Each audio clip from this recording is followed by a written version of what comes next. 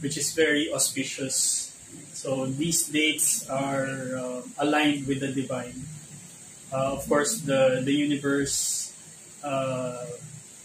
itself is a vibration of numbers, okay, and that also holds energy.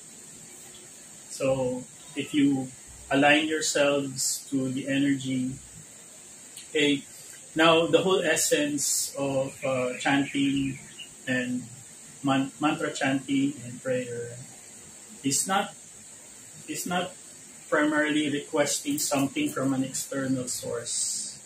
So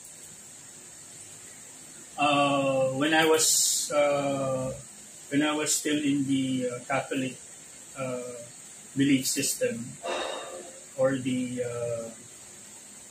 uh, the current Christianity belief system, I used to think that when I pray,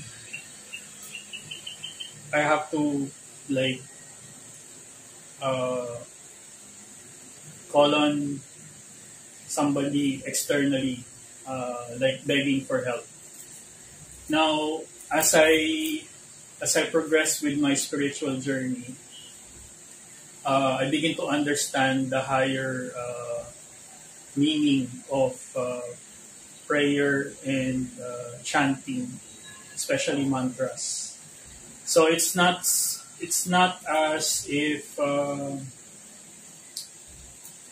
you call out externally. It's more of going within and being able to align with the proper energies that you desire. Let's say um,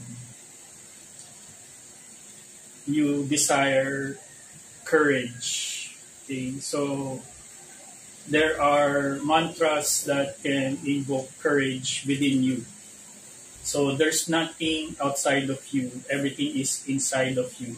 So you just need to call it in. So once you align to that particular energy of courage, you can chant a mantra that is correlating to a particular deity.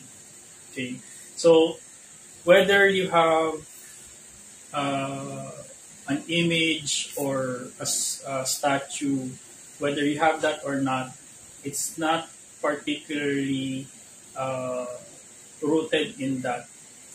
Uh, the statues and the pictures are just a channel of energy when you pray or when you chant.